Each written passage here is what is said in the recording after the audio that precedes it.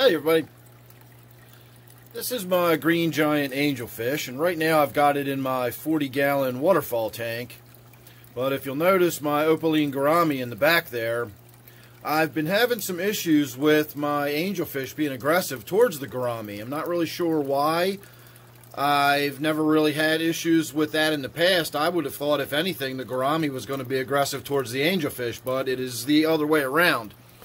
So I've been trying to think of what I can do and where I can move the fish around to get them separated and get them, you know, into a position where they're not going to be stressing each other out or nipping each other's fins. See there, we get to see a little bit of activity. And so I got to thinking about it the other day, and I've got this idea I wanted to throw out there. I've got an angelfish in my angelfish tank here, surprise. And if you'll notice, it's very thick in the middle there. So I'm assuming that that is a female, probably even gravid or bearing eggs, whatever. I'm not really sure what the term is for fish. But it's probably a female with eggs, and that is the only angelfish that's in that tank. So we've got the aggressive angelfish in this tank. We've got, I believe, a male angelfish in this tank. This is my German blue, and this angelfish lived happily with that green giant we were just looking at for several years, and then suddenly one day they got really aggressive towards each other. So that's where all of my issues arise from. So what I'm thinking I might be able to do is take the female that's in my 20-gallon tank and put it over into this tank, and having the female and the male together is not a guarantee when it comes to cichlids. You can't just force a male and a female together and there's no guarantee they're going to pair off. And two fully grown mature fish is a very different story than, you know, having them grow up in the tank together.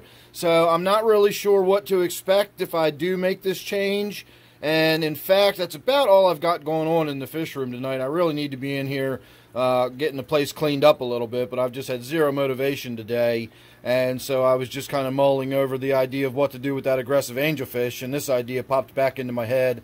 So I thought I'd throw it out there. So I'll probably get on with doing that tonight, and we will see how that goes. In fact, I am going to do that tonight. I'm going to do that right now, and that will be the second half of the video. So sit tight, let me get that taken care of, and we'll have a walk around and look at these tanks again in a few minutes, and the fish will be in a little bit different positions. Alright, I just got done moving the green giant into the former 20-gallon tank that my angelfish right here just came out of. So the first thing I did was pull this one out and move it over to here, which opened up that 20-gallon tank. Of course, then I moved the green giant angelfish over into that tank, and I topped off the water and I wiped down the glass and got it looking a little bit okay. And every time I glanced over here, the German blue was down at the far end of the tank where we left off, and the new one I'd put in here was down at the right-hand end of the tank, and everything seemed fine. And so I came back in, and suddenly the German blue was down next to this one, and now you're seeing this kind of activity happening. So I'm not sure whether this is going to be ongoing aggression, or is this simply going to be, you know, getting to know you. I'm the boss, this is my tank, and as long as we understand that, everything will be fine.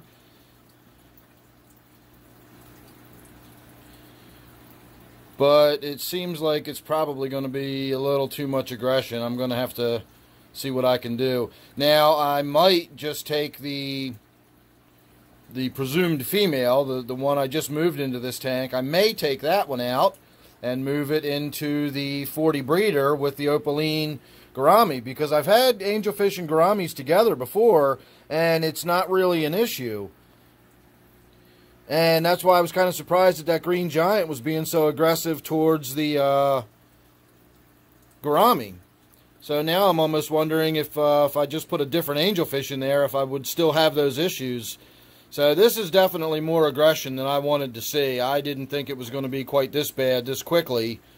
but apparently it is. So I don't think this is going to last. I don't even want to wait till tomorrow to do something about this. So alright everybody, sit tight. We'll have a third part of this video where I'm going to get that angelfish out of here and put it into the 40 breeder, or I'm sorry, yeah, the 40 breeder in my former waterfall tank, not the actual 40 breeder, which is right over here, and has a Crenocicla in it, which is a little dwarf pike cichlid, and she was being aggressive to the angelfish when I had it in this tank, which is why I had to start shuffling them all back around again.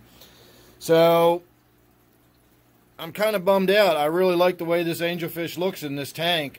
A lot of that really nice light you're seeing on there that makes it sparkle like that is actually coming from the lights over here behind us on my waterfall tank. It's not coming from internally within this tank. So when we move the fish and put it in the waterfall tank, the light's going to be shining straight down on it, and you're not going to get to see all that beautiful sparkle and everything. But again, with this kind of aggression, I can't let that continue overnight. I'm hoping it will abate just a little bit here if we just give them a few minutes.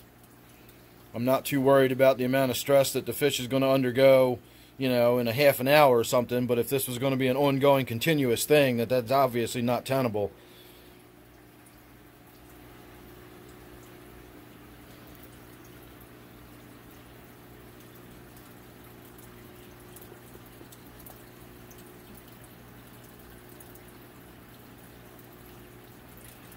Alright everybody, I am not going to do a third part of this video. If I do switch the angelfish around, I will certainly update you in a video to come, but I'm going to give these two a little bit more time and see what happens. It's not unusual for fish to just establish, like I was saying, you know, who's the boss and whose tank this really is and that sort of thing.